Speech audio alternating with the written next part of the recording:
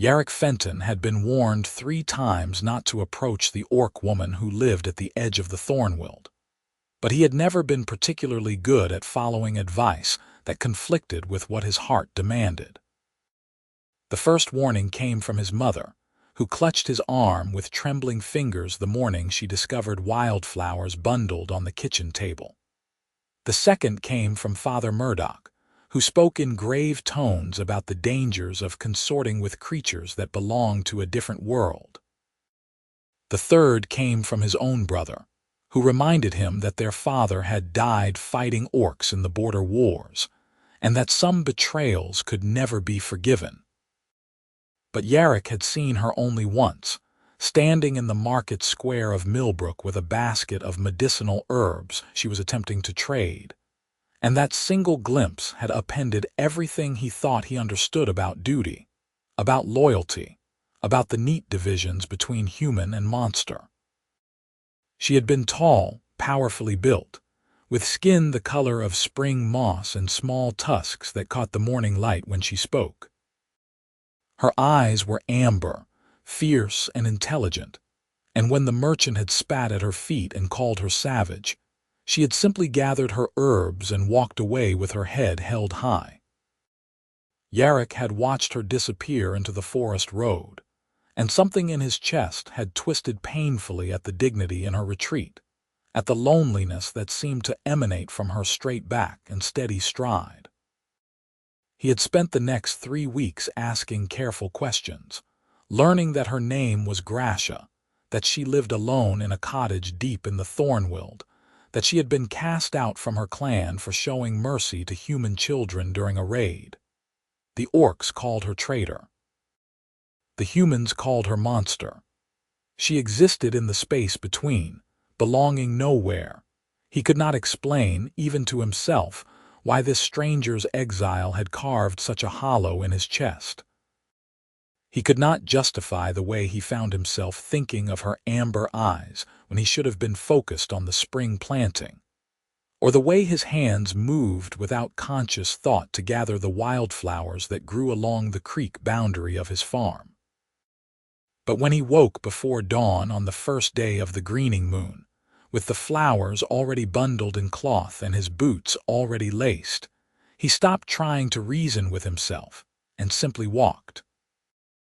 The path into the Thornwild was overgrown but navigable, marked by stones that someone, probably Grasha herself, had placed at intervals to guide travelers. The forest grew denser as he walked, the morning mist clinging to the ground like spilled milk, and more than once Yarrick questioned his sanity. What was he doing? He did not know this woman. She might laugh at him. She might threaten him.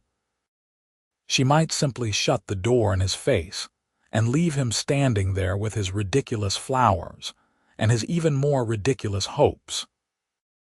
But he kept walking, because the alternative was returning to a life that had begun to feel like a cage, where every conversation stayed within predetermined boundaries, and every day looked exactly like the one before. He had inherited his family's farm after his father died, had spent 5 years doing exactly what was expected of him, and somewhere along the way he had lost the ability to remember what wanting something felt like, until he saw Grasha in the market square, and wanting had returned like a flood. Her cottage appeared through the trees as the sun began to truly rise, a sturdy structure of stone and timber with a garden that spoke of careful cultivation. Smoke rose from the chimney, and chickens scratched in a fenced yard beside a small barn. It looked, Yarrick thought with some surprise, almost aggressively normal. He had not known what he expected, some lair perhaps, something that matched the stories told about orcs in firelit taverns. Not this tidy homestead that could have belonged to any careful farmer. He stood at the edge of the clearing for a long moment, his courage threatening to desert him entirely. Then the door opened, and Grasha stood there, filling the frame with her considerable height. She wore a simple homespun dress, her dark hair braided back from her face, and she regarded him with an expression that gave away nothing. "You are the human from the market," she said.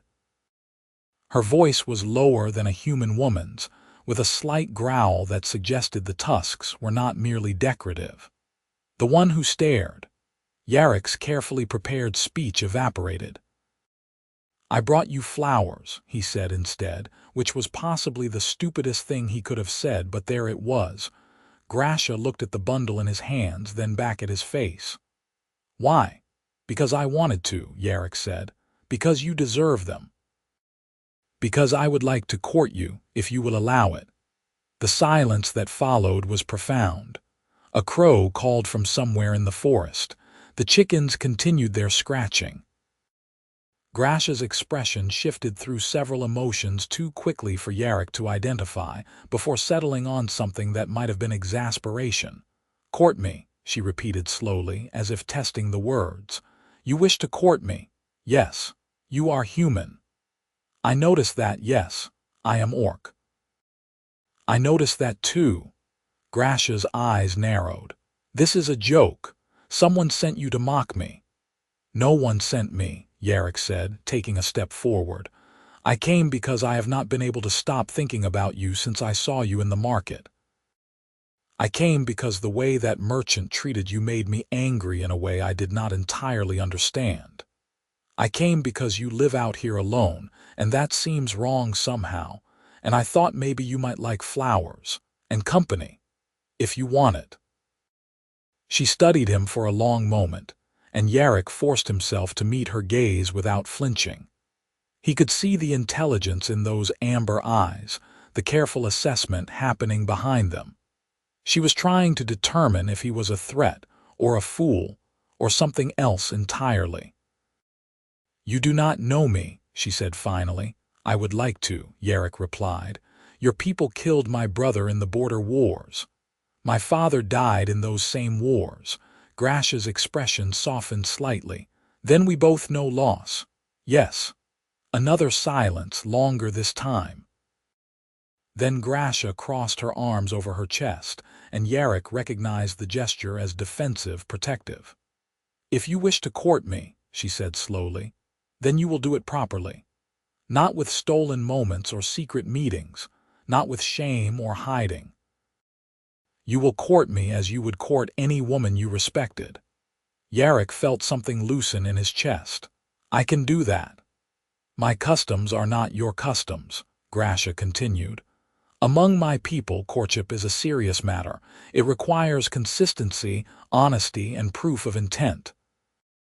If you court me with the understanding that I do not give my trust easily, and I do not tolerate games or half measures. Court me properly, or do not court me at all." "Then I will court you properly," Yarrick said. He held out the flowers, and after a moment's hesitation, Grasha took them. Her hands were large, calloused from work, and when her fingers brushed his, Yarrick felt an electric awareness shoot up his arm. Grasha looked down at the wildflowers, and something in her expression cracked open. "No one has given me flowers before," she said quietly. "Not even among my own kind." "Then I am glad to be the first," Yarrick said. She raised her eyes to his, and Yarrick saw vulnerability there, quickly masked but unmistakable. "Come inside," she said. "If you are going to court me, we should at least share breakfast." The interior of Grasha's cottage was as well maintained as the exterior, with herbs hanging from the rafters and shelves lined with jars of preserved foods. A large loom sat in one corner, and a workbench covered with various tools and projects occupied another. It was the home of someone who valued self-sufficiency, who had learned to rely on no one but themselves. Grasha moved to the hearth, where a pot of porridge was already warming. "Sit," she said, gesturing to the table. "I do not have much to offer, but what I have I will share." Yarrick sat, watching as she ladled porridge into 2 wooden bowls. She moved with an economy of motion that suggested military training, and when she set the bowl in front of him, he noticed scars on her forearms, the kind that came from combat. You were a warrior, he said. Grasha settled across from him with her own bowl. I was, before I was cast out. What made them cast you out? You said you showed mercy to human children. Her jaw tightened. There was a raid on a farmstead near the border. It was meant to be a quick strike, take supplies and leave. But the commander wanted to make an example. He wanted to kill everyone, including the children. She met his eyes steadily. I refused. I helped them escape instead. When my clan learned what I had done, they gave me a choice. Execute the children myself to prove my loyalty or leave forever. So you left, Yarrick said quietly. I left. She took a bite of porridge, chewing slowly. And I have lived here for 2 years with neither orc nor human willing to claim me as their own. Your people see me as a monster. My people see me as a traitor. So I exist in between, and I have learned to be content with that. You do not seem content, Yarrick said. You seem lonely. Grasha's hand stilled on her spoon. Perhaps I am. But loneliness is better than compromising what I know to be right. They ate in silence for a while, and Yarrick tried to imagine what kind of courage it took to give up everything for a principle. He had spent his life following the path of least resistance, doing what was expected, never questioning the boundaries his society drew. And here was this woman who had thrown away her entire world rather than harm innocent children. Why did you come to the market? He asked eventually. If you know how humans feel about orcs. Because I need certain supplies I cannot produce myself, Grasha said. Salt, metal tools, sometimes cloth. I had hoped that after 2 years perhaps attitudes might have softened, but prejudice is a stubborn thing. I am sorry, Yarrick said, for how that merchant treated you. Grasha shrugged. It was not the first time and it will not be the last. I have learned not to expect kindness. Then I will have to change your expectations, Yarrick said. She looked at him then, really looked at him, and Yarrick felt the weight of that gaze like a physical thing. Why? She asked. Why do you care? You do not know me, you owe me nothing. And pursuing this will cost you. Your community will not understand. They will call you traitor the same way mine called me. Probably, Yarrick agreed. But I have spent 5 years doing what everyone expected of me, and it has not made me happy. I saw you in that market square, saw the way you held yourself with dignity even when that man spat at your feet, and I thought maybe there was more to life than just meeting expectations. Maybe there was possibility. Maybe there was someone worth taking a risk for. Grasha set down her spoon carefully. You barely know me, she said again, but her voice was softer this time. Then let me learn, Yarrick said. That is what courtship is for, is it not? To learn each other. Courtship among orcs is a test, Grasha said. It is not just about feelings. It is about proving compatibility, proving commitment. It can last months, even years. I have time, Yarrick said. You might change your mind. I might, Yarrick acknowledged, but I do not think I will. Grasha stood abruptly, carrying her bowl to the basin.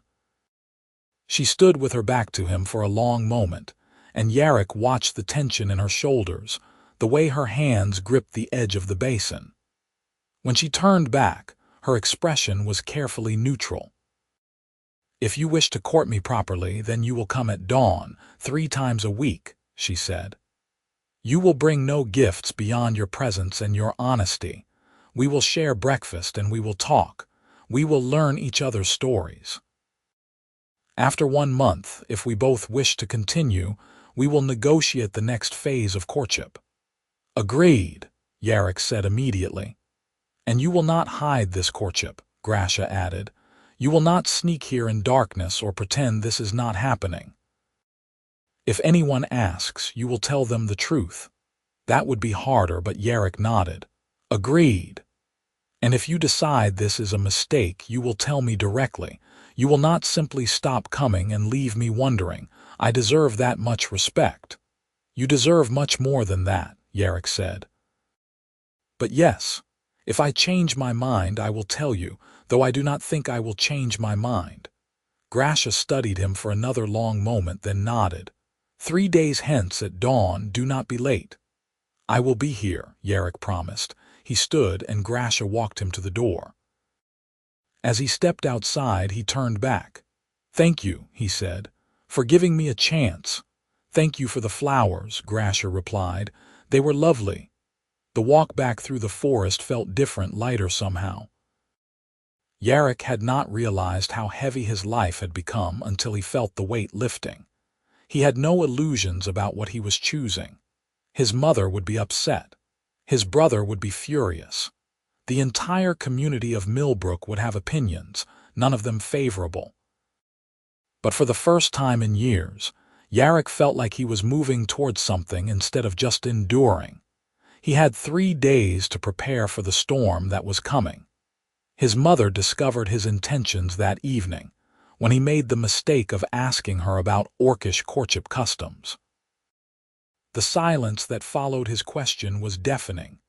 Tell me you are joking, Mara Fenton said finally, her face pale in the lamplight. I am not joking, Yarrick said. I met someone. I want to court her properly. Her? His mother seized on the word. You mean the orc? The one who lives in the Thornwild.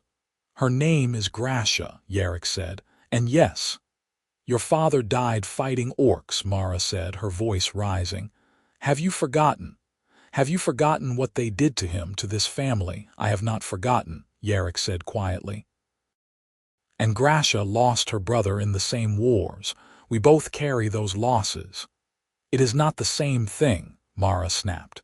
She is one of them. She is the enemy. She is a woman who gave up everything rather than harm children, Yarrick said. That does not sound like an enemy to me. His mother stood, pacing the small kitchen with agitated steps. You are not thinking clearly. You cannot possibly understand what you are doing. The community will turn against you. You will be shunned. And for what? For some creature who is not even human. For someone who makes me feel alive again, Yarrick said. For someone who has more courage in one finger than I have in my entire body. For the possibility of something real. This is madness, Mara said. She turned to face him, and tears were streaming down her face. I cannot lose you too. Not to them, not like this. Yarrick stood and crossed to her, taking her hands. You are not losing me, mother. I am still here.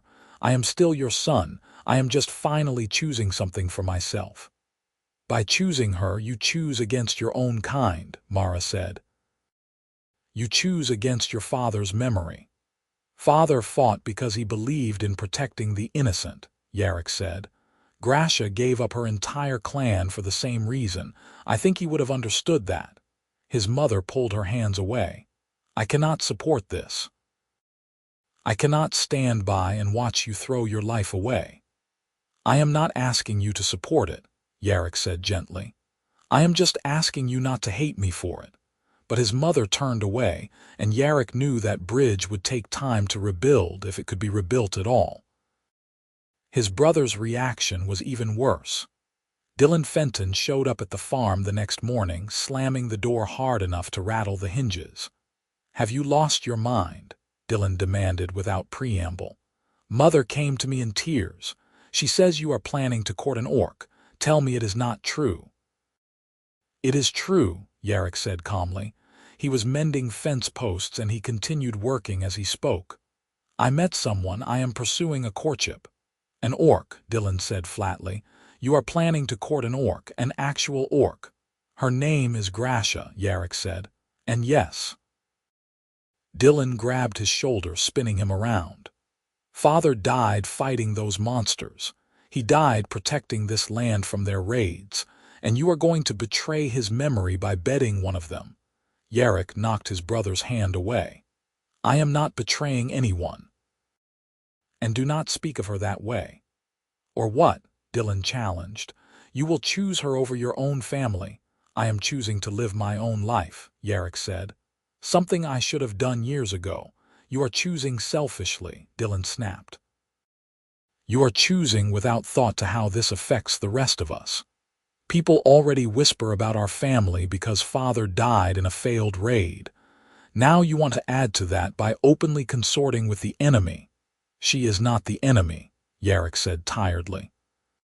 She is just a person trying to survive in a world that has rejected her.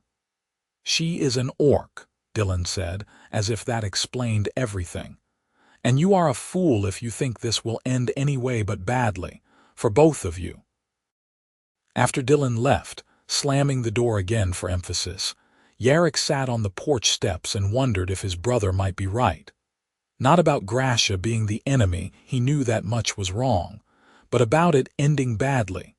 That was certainly possible. The world was not kind to those who crossed its invisible boundaries. But when he thought about walking away, about returning to the safe, predictable life he had been living, something in his chest rebelled. He had seen Grasha's amber eyes, had heard the quiet resignation in her voice when she spoke of loneliness. He had watched her stand tall even when she was being degraded, and he wanted to know more. He wanted to be the reason she smiled instead of the reason she built higher walls. So on the third day, as promised, Yarrick rose before dawn and walked the path into the Thornwild. Grasha was waiting on her porch when he arrived, and Yarrick realized she had been watching for him. The thought warmed him more than it probably should have. "You came," she said, and there was something in her voice that suggested she had not been entirely certain he would. "I said I would," Yarrick replied. "People say many things," Grasha said. "They do not always mean them." "I meant it," Yarrick said.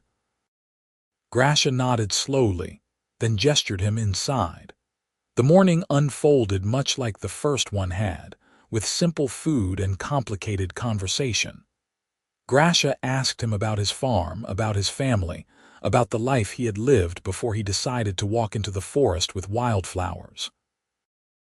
Yarrick found himself talking more freely than he had in years, describing the weight of inheriting his father's legacy, the expectation that he would simply slot into the space his father had left behind and continue as if nothing had changed. "You resent it," Grasha observed. "The inheritance." "I do not resent the farm itself," Yarrick said carefully, "but I resent the assumption that I had no choice in the matter, that my life was already decided before I had any say in it." "That is something we have in common," Grasha said. "Orc culture is built on roles and expectations. Warriors are born to warrior families. Farmers are born to farmer families. To stray from your designated path is to invite suspicion and judgment." "Is that part of why they cast you out?" Yarrick asked. "Not just for helping the children, but for going against your role?" "Perhaps," Grasha acknowledged. "I was supposed to be a loyal soldier. I was supposed to follow orders without question. By refusing, I broke more than one expectation." "Do you regret it?" Yarrick asked. Grasha met his eyes. "No, I regret the loss of my clan, the loss of my family. But I do not regret the choice itself. Those children lived because I acted. That has to matter." "It matters," Yarrick said. "It matters very much." They fell into a rhythm over the following weeks. 3 times each week, Yarrick walked to Grasha's cottage at dawn. They shared breakfast and conversation, learning each other's stories in increments. Yarrick learned that Grasha had been a scout before her exile, that she was 30 years old by human reckoning, that she had loved a female warrior once, but the relationship had been forbidden by their clan's laws. Grasha learned that Yarrick had wanted to be a scholar when he was young, that he played the fiddle, that he had a sister who had married and moved to the coast, and whom he missed desperately. The conversations were not always easy. Sometimes they touched on painful subjects, on the wars that had shaped both their lives, on the losses that still ached. But Yarrick found himself looking forward to those mornings with an intensity that surprised him. He would wake before his alarm, already planning what he wanted to tell Grasha, what questions he wanted to ask. And slowly, carefully, he watched Grasha's walls begin to lower. She smiled more readily. She shared stories from her childhood, from the time before exile had defined her existence. Once, she even laughed at something Yarrick said, a full, rich sound that made his heart stutter. The community of Millbrook, meanwhile, was considerably less amused by his courtship. It started with sideways glances and whispered conversations that stopped when he approached. Then it escalated to more direct confrontations. The blacksmith refused to repair his plow blade. The miller gave him poor quality grain and charged him double. Father Murdoch delivered a sermon about the dangers of consorting with evil, and everyone in the church knew exactly who he was talking about. Yarrick endured it all with as much grace as he could muster, though there were days when the hostility wore on him. The worst was when old Mrs. Garrett, who had known him since he was a child, spat at his feet in the market square and called him orc lover like it was the vilest curse she could imagine. He told Grasha about it the next morning, expecting sympathy. Instead, she looked troubled. "You are paying a price for this courtship," she said. "A price I did not fully consider when I agreed." "The price is mine to pay," Yarrick said, "and I am willing to pay it." "But you should not have to," Grasha said. She stood, pacing the cottage with agitated energy. "You should be able to live your life without this harassment. You should not have to choose between your community and me." "I am not choosing between my community and you," Yarrick said. "I am choosing you and accepting the consequences. There is a difference." "Is there?" Grasha turned to face him. "Because from where I am standing, it looks like you are sacrificing everything for someone you barely know." "I know enough," Yarrick said. "I know that you are kind and brave and stronger than anyone I have ever met. I know that talking with you is the best part of my day. I know that when I imagine my future now, you are in it." Grasha looked at him with something like pain in her eyes. "You should not say such things." "Why not? They are true." "Because I do not know how to hold them," Grasha said quietly. "Because no one has ever said such things to me before, and I do not know what to do with the way they make me feel." Yarrick stood, crossing to where she stood. He did not touch her, not yet, but he was close enough that he could see the rapid pulse at her throat. "How do they make you feel?" he asked. "Terrified," Grasha admitted, "and hopeful and guilty because you are suffering for me." "I am not suffering," Yarrick said. "I am living. For the first time in years, I am actually living instead of just existing." "But your community will either learn to accept this or they will not," Yarrick said. "Either way, I am not giving you up." Grasha's breath hitched. "You should not make promises you cannot keep." "I keep my promises," Yarrick said. He reached out slowly, giving her time to pull away, and touched her hand. Her skin was warm, slightly rough from work. "I promise I am not going anywhere." Grasha's fingers curled around his, and they stood there in the morning light, holding hands like the world outside did not exist. The month mark came and went, and when Yarrick asked if Grasha wished to continue the courtship, she said yes without hesitation. They negotiated the next phase together, sitting at her kitchen table with cups of tea growing cold between them. In orcish courtship, the next phase involves shared work, Grasha explained. The couple works together on a project, something that requires cooperation and trust. It is meant to test compatibility in practical matters. "What kind of project?" Yarrick asked. "Traditionally, building something. A shelter or a weapon or a piece of furniture, something that will last." "We could build something here," Yarrick suggested. "Your barn needs repairs and the chicken coop could be expanded." Grasha nodded slowly. "That would be appropriate." "But Yarrick, if we do this, if we move to the next phase, people will know. They will see you coming here more often, will see us working together. The hostility will likely increase." "Let it," Yarrick said. "I am tired of hiding what I feel." "You are very brave," Grasha said softly. "No," Yarrick said. You are brave. I am just finally catching up. They began the next phase of courtship the following week. Yarrick brought tools from his farm, and together they started repairing Grasha's barn. It was hard, physical work, and Yarrick quickly learned that Grasha was far stronger than him. She could lift beams that would have required 2 human men, could drive nails with precision that spoke of extensive practice. But strength was not everything. Yarrick had an eye for design, could look at a sagging roof, and understand immediately what needed reinforcement. He had patience for the detail work that Grasha found tedious. They complemented each other, he realized, her strength and his precision, her directness and his diplomacy, her courage and his steadiness. They worked in companionable silence much of the time, but there were moments of conversation too. Grasha told him about the structures orcs built, the massive fortresses carved into mountainsides.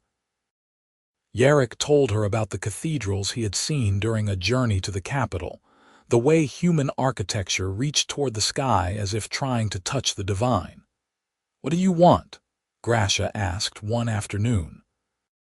They were sitting on the newly repaired barn roof, taking a break and watching the sun move through the trees. "Not what your family wants or what your community expects. What do you actually want from your life?" Yarrick considered the question carefully. "I want to matter," he said finally. "I want to build things that last. I want to be with someone who sees me for who I actually am, not who they expect me to be. I want to wake up every morning feeling like I have a reason to be awake." "Do you feel that now?" Grasha asked. "Yes," Yarrick said. "I do." Grasha looked at him, and there was something vulnerable in her expression. "I want those things too," she said quietly. "I did not think I could have them anymore. After the exile, I thought I had given up the right to want anything beyond basic survival." "You did not give up that right," Yarrick said. "No one can take that from you." "But they tried," Grasha said. "My clan, they tried to make me believe that choosing compassion over cruelty meant I deserved nothing, that I should be grateful just to be alive. And for a long time I believed them." "And now?" Yarrick asked. "Now I am starting to believe differently," Grasha said. She reached out, her large hand covering his. "Because you keep showing up. Because you keep choosing me, even when it costs you. Because you make me think maybe I deserve to be chosen." "You do deserve it," Yarrick said. He turned his hand over, lacing his fingers through hers. "You deserve everything good." They sat there as the sun continued its arc, hands clasped, and Yarrick felt something shift between them. They had moved beyond courtship as an experiment, beyond testing compatibility. This was real now. This was something that could not be easily undone. The trouble came, as trouble often does when least expected. Yarrick was walking back from Grasha's cottage one evening, later than usual because they had been working to finish the barn repairs before the summer rains began. The path through the forest was shadowed but familiar, and he was thinking about Grasha's smile when she had stood back to admire their completed work. He did not hear the men approach until they were already surrounding him. There were 5 of them, faces covered with cloth, but Yarrick recognized them anyway. One was Dylan's friend Marcus. Another was the blacksmith's son. The others were young men from the village, the kind who drank too much and looked for excuses to prove their masculinity through violence. "Well, well," Marcus said, "if it is not the orc lover himself." Yarrick's heart rate spiked, but he kept his voice calm. "Let me pass." "We just want to talk," the blacksmith's son said. "We are concerned about you, Fenton. We think maybe that creature has cast some kind of spell on you." "There is no spell," Yarrick said. "Just let me pass." "You have disgraced your father's memory," another man said. "You have betrayed your own kind. We cannot just let that stand." "What are you planning to do?" Yarrick asked. "Beat some sense into me. That will not change how I feel." "Maybe not," Marcus said. "But it will send a message. To you and to that orc, there are consequences for crossing certain lines. The first punch came without warning, catching Yarrick in the stomach and doubling him over. The second hit his face, splitting his lip and filling his mouth with blood. He tried to fight back, but 5 against 1 was not a fair fight, and these men had come prepared for violence. They beat him methodically, efficiently, careful to avoid anything that might kill but enthusiastic about causing pain. Yarrick curled up on the ground, trying to protect his head and vital organs, and waited for it to end. It ended when someone shouted in the distance, and the men scattered like cockroaches in lamplight. Yarrick lay on the forest path, tasting blood and earth, and tried to remember how to breathe through the pain radiating from his ribs. He must have passed out because the next thing he knew, it was full dark and someone was touching his face with gentle hands. "Do not move," Grasha's voice said. "I need to check for serious injuries." "Grasha," Yarrick mumbled. His mouth was not working properly. "Quiet," she commanded. Her hands moved over him with professional efficiency, checking his skull, his spine, his ribs. "You are badly bruised, and I think you have cracked ribs, but nothing appears broken." "What happened?" "Men from the village," Yarrick said. "They were waiting for me." Grasha's hands stilled. "They did this because of me." "They did this because they are afraid of change," Yarrick corrected, "because they need someone to blame for their own unhappiness." "I need to get you inside," Grasha said. "Can you stand if I help you?" With Grasha's considerable strength supporting him, Yarrick managed to get to his feet. The world swam, and his ribs screamed protest, but he stayed upright. Grasha half carried him back to her cottage, and Yarrick tried not to think about what this must be costing her, to see him hurt because of their courtship. Inside, Grasha settled him carefully on her bed, the only furniture large enough to accommodate his height. She lit lamps and began gathering supplies, moving with the focused efficiency of someone with medical training. "You are a healer too?" Yarrick asked through swollen lips. "All scouts receive basic medical training," Grasha said. She brought a basin of water and began carefully cleaning the blood from his face. "We are often far from clan healers and need to be self-sufficient." Her touch was gentle despite her strength, and Yarrick found himself watching her face as she worked. There was concentration there, but also barely suppressed anger. Her jaw was tight and her hands trembled slightly. "I am all right," he said. "You are not all right," Grasha snapped. "You are badly injured because of me, because you were foolish enough to court an orc." "Not foolish," Yarrick said. "Lucky." Grasha's hands stilled. "How can you say that? Look at what happened to you." "I have been beaten before," Yarrick said. "I survived. What I could not survive is going back to how things were before I met you. That would kill me slower, but just as surely."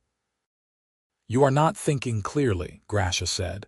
She returned to cleaning his wounds with almost aggressive care. "The pain is making you sentimental." "The pain is making me honest," Yarrick corrected. "I love you, Grasha. I think I have loved you since I saw you walk away from that merchant with your head held high. I love your courage and your kindness, and the way you make me want to be better than I am. And some idiots with their fists are not going to change that." Grasha's hands dropped to her lap. She was staring at him with wide eyes, and Yarrick realized he had said the words, the ones he had been carefully not saying because he was afraid of scaring her away. "You cannot love me," Grasha said finally. "You barely know me." "I know enough," Yarrick said. "And I am not asking you to say it back. I am just telling you the truth. I love you." Grasha stood abruptly, pacing to the window. She stood there with her back to him, shoulders rigid with tension. "You should not love me," she said. "You should return to your village and find a nice human woman and have a normal life. That is what you should do." "But that is not what I want to do," Yarrick said. "What you want is irrelevant," Grasha said. She turned to face him, and there were tears on her face which shocked Yarrick more than anything else had. "What you want is going to get you killed. Those men tonight, they were just the beginning. If you continue this courtship, it will only get worse. For both of us." "Then we face it together," Yarrick said. "No," Grasha said. "No, I will not let you sacrifice yourself for me. I will not be the reason you get hurt again. This courtship is over, Yarrick. I am ending it." "You do not mean that," Yarrick said. "I do mean it," Grasha said. Her voice was firm, but her hands were shaking. "Leave, go back to your farm, forget about me." "I will never forget about you," Yarrick said. "Then try," Grasha said. "Please, Yarrick, just try." She turned away again, dismissing him, and Yarrick knew there was nothing he could say that would change her mind. Not tonight. Not when she was scared and hurting and convinced that love meant loss. So he stood, ignoring the screaming protest from his ribs, and walked to the door. He paused there, looking back at Grasha's rigid shoulders. "I am not giving up on you," he said quietly. "I am going now because you asked me to, but I am not giving up. I love you, and that means something. That means everything." He left before she could respond, walking back through the dark forest toward his farm and trying not to feel like his heart was breaking with every step. The next week was the longest of Yarrick's life. His body healed slowly, the bruises fading from purple to yellow, the split lip scabbing over. But the ache in his chest did not fade. He found himself standing at the edge of his property, looking toward the forest path that led to Grasha's cottage, and having to physically force himself not to walk it. She had asked him to leave. She had ended the courtship.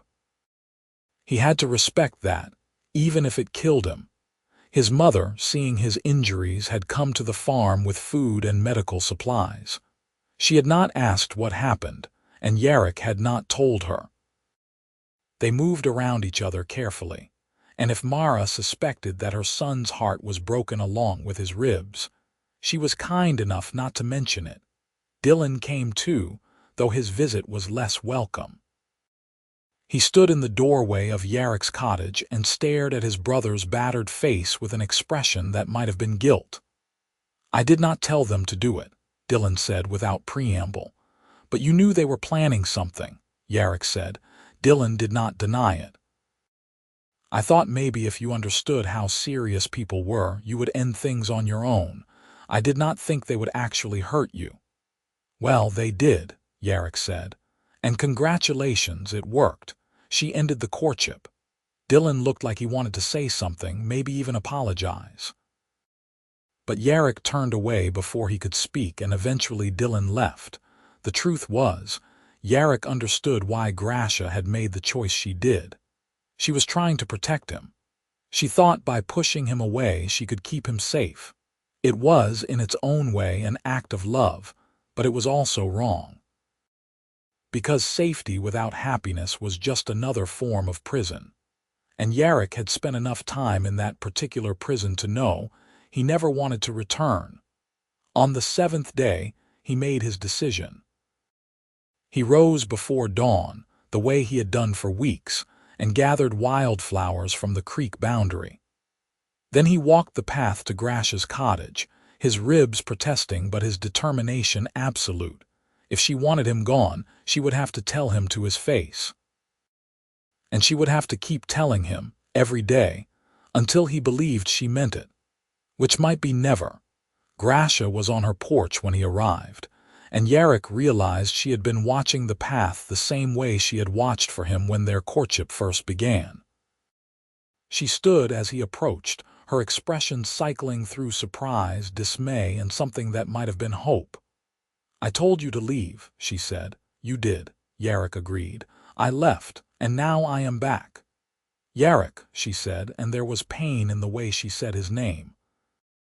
"You told me that if I wanted to court you, I had to do it properly," Yarrick said. He held out the wildflowers. "Well, I am courting you properly. I am showing up even when you push me away. I am being consistent even when it is hard. I am proving my intent, which is to love you for as long as you will let me." They will hurt you again, Grasha said. Those men or others like them, they will not stop. Probably not, Yarrick agreed. But running from hard things is not the answer. Fighting for what matters is the answer. And you matter, Grasha. You matter more than anything. This is not fair, Grasha said, but she was crying now, tears tracking down her green cheeks. You should not have to fight so hard just to love someone. Maybe not, Yarrick said. But I would rather fight to love you than live easily without you. That is my choice to make. You are the most stubborn man I have ever met, Grasha said. And you are the bravest woman I have ever met, Yarrick replied. We are well matched. Grasha looked at the flowers in his hands, then back at his face. If we do this, if we continue, there is no going back. You will be choosing me over your community permanently. You will be burning bridges that can never be rebuilt. I know, Yarrick said, and I am choosing you anyway. Why? Grasha asked. Why am I worth that? Because when I am with you, I am the person I always wanted to be, Yarrick said. Because you make me braver and kinder and more honest. Because I look at you and I see home. Because I love you, and love is not something I can just turn off because it is inconvenient. Grasha closed the distance between them in 2 long strides. She took the flowers from his hands and set them carefully aside. Then she cupped his face in her large hands, so gentle despite her strength. I love you too, she said. I have been trying not to because I was afraid, but I am tired of being afraid. I am tired of pushing away the best thing that has ever happened to me. So stop pushing, Yarrick said. All right, Grasha said. All right. And then she kissed him. It was careful at first, mindful of his still healing lip and the differences in their mouths. But it was also deeply, achingly real. Yarrick's hands found her waist, and Grasha pulled him closer, and for a moment the world narrowed to just the 2 of them. 2 people who had chosen each other, despite everything the world said was impossible. When they finally broke apart, both breathing hard, Grasha rested her forehead against his. What do we do now? She asked. We keep living, Yarrick said. We finish courting properly. We build our life together. We figure it out as we go. Your community will not accept this, Grasha said. Then we will find a new community, Yarrick said. Or we will build one. You and me and anyone else brave enough to see past old prejudices. Grasha smiled, and it transformed her entire face. You make it sound simple. It is not simple, Yarrick said, but it is possible. And possible is enough. They spent the day together, working on the final touches of the barn repairs and planning for the future. Grasha explained the remaining phases of orcish courtship. The presentation, where the couple would announce their intent to their communities. The trial, where they would face a challenge together. And finally, the binding, which was the orcish equivalent of marriage. The presentation is going to be difficult, Grasha warned. My clan will not attend. I am still exiled, and your community will not be supportive. Then we will present ourselves to each other, Yarrick said. We will announce our intent to the forest and the sky and let the community come around in their own time. Or not. You are very good at making impossible things sound reasonable, Grasha observed. I learned from the best, Yarrick said, grinning at her. The weeks that followed were not easy, but they were good. Yarrick continued to face hostility in the village, but he also noticed small changes. Mrs. Garrett, the woman who had spat at him, left a pie on his doorstep with a note that said only, for the hurt. The miller's daughter smiled at him in the market square. Father Murdoch stopped delivering pointed sermons. It was not acceptance, not yet. But it was the beginning of possibility. He split his time between his farm and Grasha's cottage, and they fell into patterns that felt like domesticity. Grasha taught him to identify medicinal herbs and how to preserve food for the winter. Yarrick taught her to play the fiddle, laughing as her large fingers struggled with the delicate strings. They cooked together, worked together, talked late into the night about everything and nothing. And Yarrick watched Grasha transform. The guarded wariness that had defined her when they first met gradually softened. She laughed more easily, smiled more often, touched him with casual affection that spoke of trust. She was blooming, he realized, the way flowers bloom when they finally receive enough sunlight. 3 months into their resumed courtship, Grasha announced it was time for the trial. "What does the trial involve?" Yarrick asked. They were sitting by her fireplace, her head resting on his shoulder in a configuration they had perfected over many evenings. "Traditionally, the couple must face a challenge together," Grasha explained.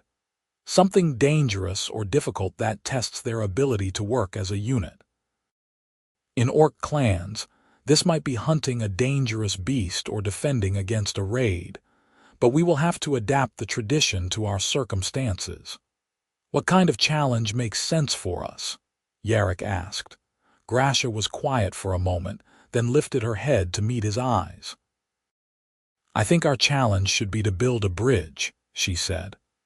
"A real, physical bridge that crosses the creek on the path between your farm and my cottage. It will be a symbol, a way of saying that what was once separate can be joined, that the distance between worlds can be crossed." "I love that idea," Yarrick said. "A bridge between your world and mine. Between our old worlds and the new one we are building together," Grasha corrected. They began the project the next week, hauling stone from the creek bed and felling trees for timber. It was exhausting work, and more than once Yarrick questioned whether they had bitten off more than they could chew. But Grasha was tireless, and her confidence bolstered his own. They worked through the summer heat and into the autumn cool, and gradually the bridge took shape. It was not large, just wide enough for a cart to cross, but it was sturdy and well made. More importantly, it was theirs. Every stone they placed was a testament to their partnership. Every timber they raised was a declaration that they were building something lasting. Word spread about the bridge, and people began coming to watch. At first it was just the curious villagers who wanted to see what the orc lover and his monster were doing. But gradually, the tone shifted.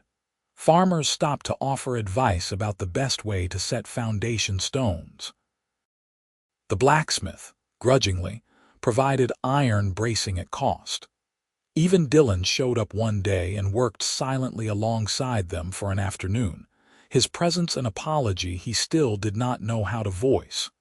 The bridge became something larger than Yarrick and Grasha had intended.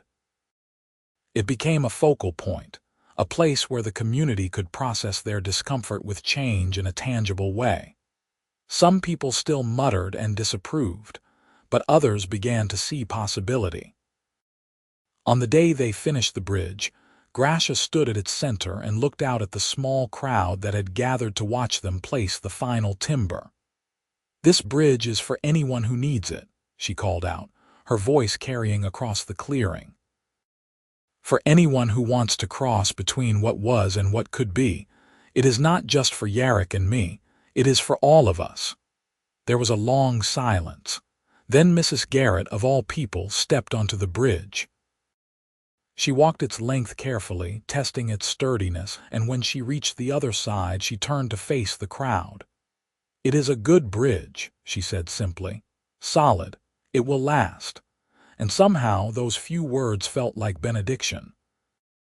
That night back at Grasha's cottage, they celebrated with a simple meal and a great deal of laughter.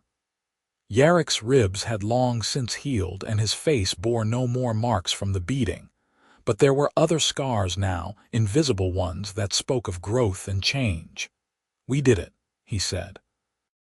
"We passed the trial." "We did," Grasha agreed. She reached across the table and took his hand. "Which means, by the traditions of my people, we can now proceed to the binding, if that is what you want." "Is it what you want?" Yarrick asked. "Yes," Grasha said without hesitation. I want to bind my life to yours. I want to make this permanent and official. I want everyone to know that we chose each other and we are going to keep choosing each other." "Then let us bind ourselves," Yarrick said. "How does it work?" Grasha explained that the binding was a ritual that involved speaking vows, exchanging tokens, and making promises before witnesses. Among orcs, it was a sacred ceremony attended by the entire clan. But Grasha had no clan, and Yarrick's relationship with his community was still fraught. "We will make our own ceremony," Yarrick decided. "We will invite whoever wants to come, and if no one comes, we will bind ourselves to each other anyway." They set the date for the new moon, which seemed symbolically appropriate for a new beginning. Yarrick's mother was the first person he told, sitting in her kitchen and trying to find words for what he was about to do. "I am going to marry her," he said simply. "I am going to bind myself to Grasha in the orcish tradition. I would like you to be there, but I understand if you cannot." His mother was silent for a long time, staring into her tea. When she finally looked up, her eyes were wet. "Your father would have struggled with this," she said. "He was a man of his time with all the prejudices that came with it. But he also believed in following your heart, even when it was hard, especially when it was hard." "So you will come?" Yarrick asked. "I will come," Mara said, "and I will try to understand. That is all I can promise." It was enough. Dylan was harder. Yarrick found him in the fields and told him about the binding, and his brother's face went through several complicated expressions. "You are really doing this," Dylan said. "You are really going to marry an orc." "I am really going to marry the woman I love," Yarrick corrected. "And I am asking you to stand with me, as my brother, as my family." Dylan looked away, jaw working. "I do not know if I can do that." "Then do not," Yarrick said, and he was surprised by how calm he felt. "I love you, Dylan. You are my brother, and that will never change. But I am doing this with or without your blessing. I would rather have it with, but I will not force it." He turned to leave, but Dylan's voice stopped him. "I was angry for so long," Dylan said. "After Father died, I was so angry at the orcs, at the world, at everything. And it was easier to hold on to that anger than to let it go, because if I let it go, I would have to face the grief underneath it." Yarrick turned back. His brother was still looking away, but there were tears on his face now. "I let my anger make me cruel," Dylan continued. "I let it make me someone I do not like very much. And when I saw you building that bridge, working with her, laughing with her, I realized you had found a way to let go of your anger. You had found a way forward, and I envied that." "It is not too late," Yarrick said quietly, "to find your own way forward." "I know," Dylan said. He finally looked at Yarrick, and there was his brother, the one he remembered from before the war and the grief. "I will be there. At your binding, I will stand with you." Yarrick crossed the distance between them and pulled his brother into a fierce embrace. Dylan hugged him back, and they stood there in the autumn field, two brothers trying to figure out how to be family again. The day of the binding dawned clear and cold, the first real chill of approaching winter in the air. Yarrick dressed carefully in his best clothes, and Grasha wore a dress she had sewn herself from fabric she had traded for in a distant village. It was deep green, the color of forest shadows, and it made her eyes look like molten gold. They had chosen the bridge as the location for the ceremony, the structure they had built together serving as both witness and symbol. Yarrick was not sure who would come, if anyone. But as he approached with his mother and Dylan, he saw that a small crowd had gathered. There was Mrs. Garrett, wrapped in a heavy shawl, the miller's daughter and her family, the blacksmith, looking uncomfortable but present, Father Murdoch, who had agreed to bless the union even if it was not a traditional human marriage, and others, a small collection of people from Millbrook who had decided that curiosity or compassion was stronger than prejudice. It was not everyone, but it was enough. Grasha stood at the center of the bridge, and when Yarrick joined her there, she took his hands in hers. "In the tradition of my people," she said, her voice carrying across the gathered crowd, "a binding is a promise to stand together against whatever comes. A promise to choose each other every day, even when it is hard, especially when it is hard." "I promise to stand with you," Yarrick said, "to choose you every day for the rest of my life. You are my home, Grasha. You are my heart. And I am grateful every day that you let me walk into your life with Wildflowers." Grasha smiled, tears streaking down her face. "I promise to stand with you, to choose you every day for the rest of my life. You taught me that I deserve to be loved. You taught me that courage is not just facing enemies, but opening your heart even when you are afraid.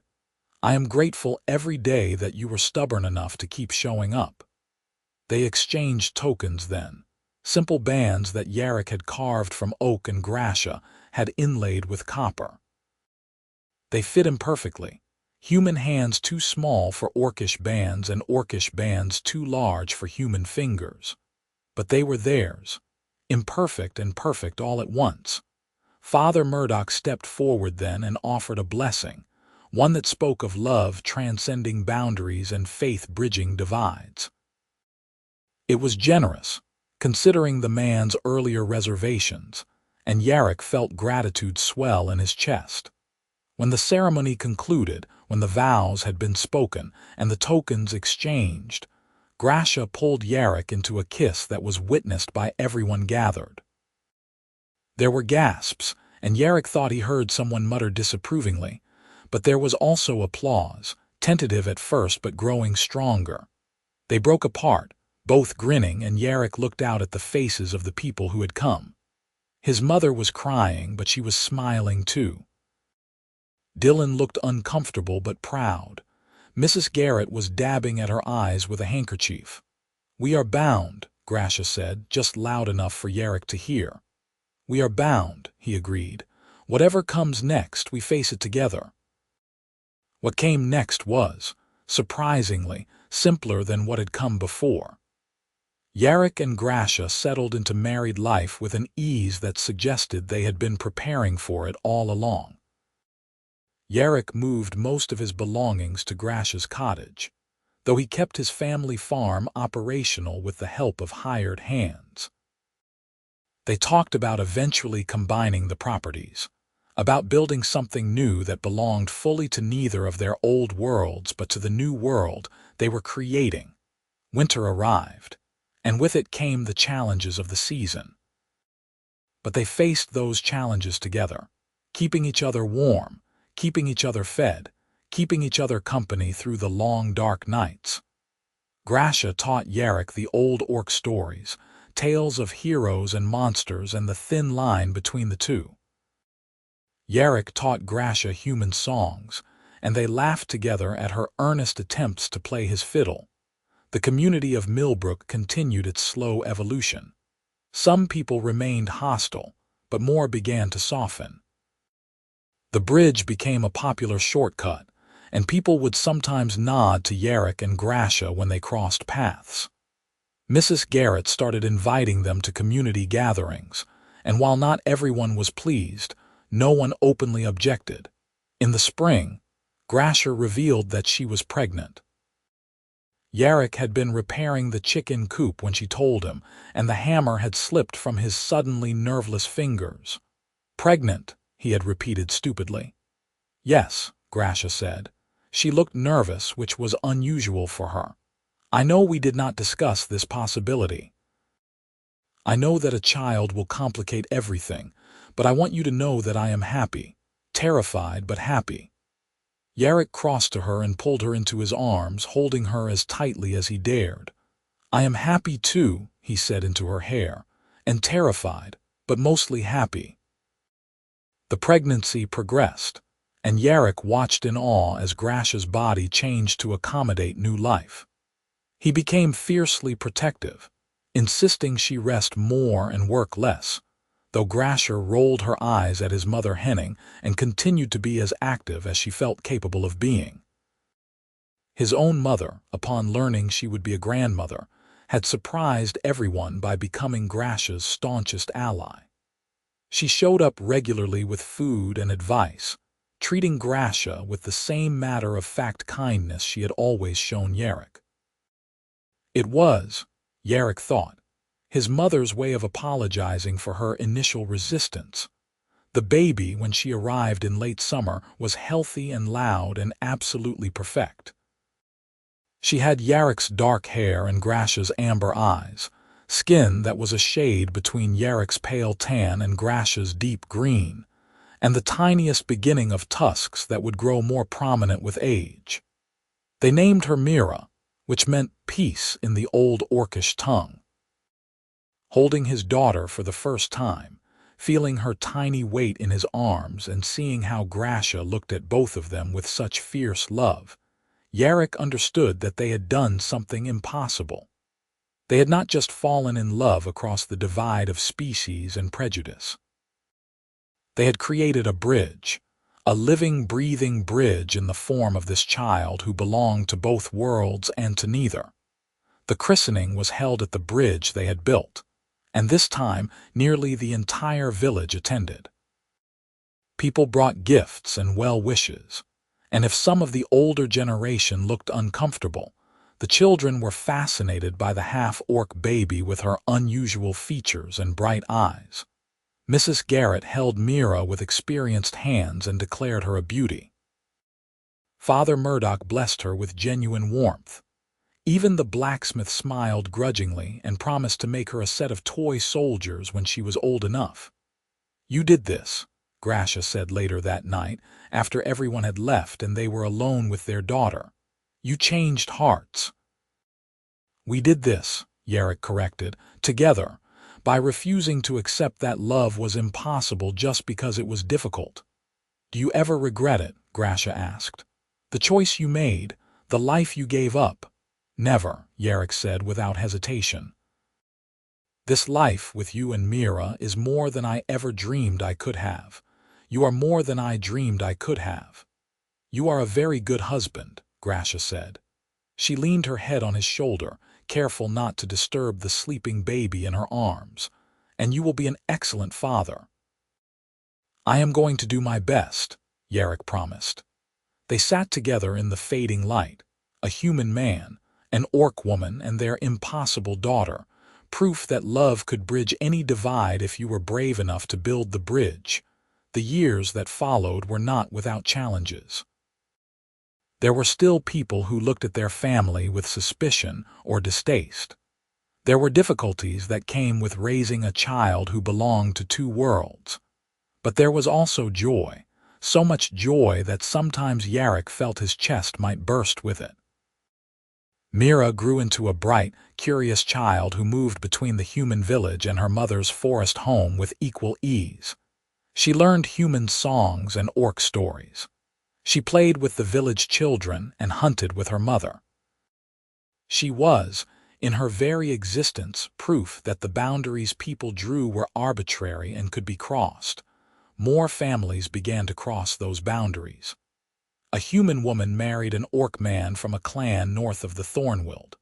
An orc trader set up permanent residence in Millbrook.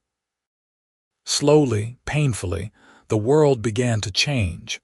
Yarrick's farm prospered, a joint venture now between human and orc techniques. Grasha's knowledge of the forest and its resources combined with Yarrick's understanding of cultivation to create something more productive than either could have achieved alone. They employed workers from both communities, and the farm became another kind of bridge. Dylan eventually married as well, and his children grew up playing with Mira. The cousins were close, and watching them together, Yarrick saw a future where mixed families were not aberrations but simple facts of life. On their 10th anniversary, Yarrick and Grasha returned to the bridge where they had bound themselves to each other.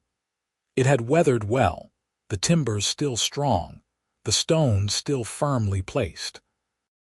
A decade of feet had worn the planks smooth, and someone had carved hearts into the railings, graffiti that spoke of other love stories blossoming in its shadow.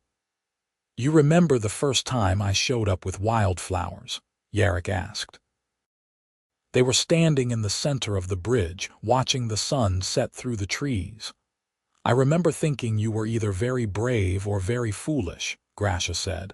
"I had not decided which. And now I think you were both," Grasha said. She turned to face him, taking his hands. "You were brave enough to want something impossible, and foolish enough to think you could have it. And somehow, against all odds, you were right." "We were right," Yarrick corrected. "You were just as brave, agreeing to be courted by a strange human who showed up at dawn with flowers." "I suppose I was," Grasha agreed. She leaned down and kissed him, soft and sweet, the kiss of people who knew each other completely and chose each other still. When they returned to the cottage, Mira was waiting with Yarrick's mother, working on a sewing project together. It was a scene of such domestic normalcy that Yarrick had to pause and take it in. His orc wife, his half-orc daughter, his human mother. All together, all family, all proof that love was stronger than fear. That night, lying in bed with Grasha curled against his side, Yarrick thought about the man he had been before he walked into the forest with Wildflowers. That man had been sleepwalking through life, accepting what he was given and never reaching for more. He had been small and scared and desperately unhappy without quite realizing it. And then he had seen an orc woman standing tall in the face of cruelty, and something in him had woken up. "Thank you," he said into the darkness. "For what?" Grasha murmured sleepily. "For demanding that I court you properly," Yarrick said. "For not accepting half measures. For pushing me to be brave enough to want something real." Grasha's arm tightened around him. "Thank you for being brave enough to show up," she said. "For being stubborn enough to keep showing up, even when I tried to push you away. For loving me when I had forgotten how to love myself. Always," Yarrick promised. "I will always show up. I will always choose you." "I know," Grasha said. "That is why I chose you back." They fell asleep that way, wrapped around each other. Two people from different worlds who had built a new world together through sheer stubbornness and love. Mira grew up and eventually married a young man from Millbrook, whose family had once been among their harshest critics, but who had softened over the years.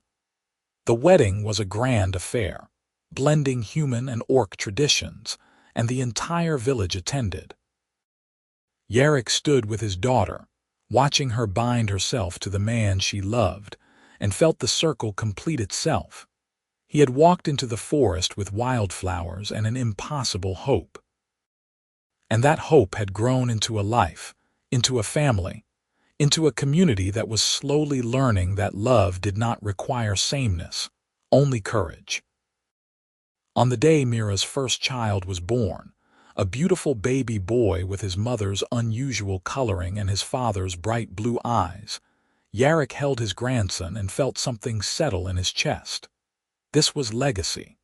Not the farm he had inherited or the family name he carried, but this.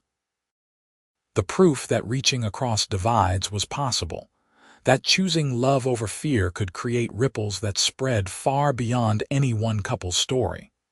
"You did good, old man," Dylan said, standing beside him and looking at the baby with wonder. "You did really good." "We did good," Yarrick corrected, because it had taken all of them. Every person who had chosen courage over comfort, who had attended that first binding despite their discomfort, who had let their children play with Mira despite their reservations. Every small choice that moved the world incrementally toward something better. Grasha joined them, sliding her arm around Yarrick's waist with the ease of long practice. She was graying now, as was he, both of them marked by time but not diminished by it. "What are you thinking?" she asked. "I am thinking about Wildflowers," Yarrick said, "and Dawn, and the best decision I ever made." Showing up with flowers, Grasha asked, smiling. Showing up at all, Yarrick said. Choosing to want something impossible, choosing you. I chose you too, Grasha reminded him. Do not forget that. You showed up with flowers, but I opened the door. You did, Yarrick agreed, and I am grateful for it every single day. They stood together, surrounded by family, surrounded by the life they had built, and Yarrick thought about the man who had warned him not to approach the orc woman at the edge of the Thornwild. That man had been right that it would be hard. He had been right that there would be costs. But he had been wrong about whether it would be worth it. It had been worth everything. The sun set over the forest, painting the sky in shades of orange and pink and purple. Somewhere in the distance, someone was crossing the bridge they had built, that physical testament to the possibility of connection. And in the cottage where it had all begun, where Yarrick had first brought Wildflowers and Grasha had first demanded to be courted properly, their story continued. Not as something separate from the world, but as part of it. A thread woven into the larger tapestry, adding color and strength and proof that impossible things could become possible with enough courage and stubborn love.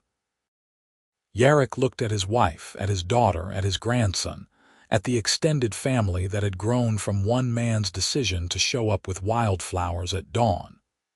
And he knew, with absolute certainty, that he would make the same choice again in every lifetime, in every world forever. Because Grasha had demanded he court her properly or not at all, and properly meant showing up. It meant being consistent. It meant proving his intent every single day. It meant building bridges, both literal and metaphorical. It meant loving fearlessly even when the world said it was foolish. He had shown up with Wildflowers at dawn, and she had opened her door. And from that simple beginning, they had built a life that proved love was always worth the risk. Always.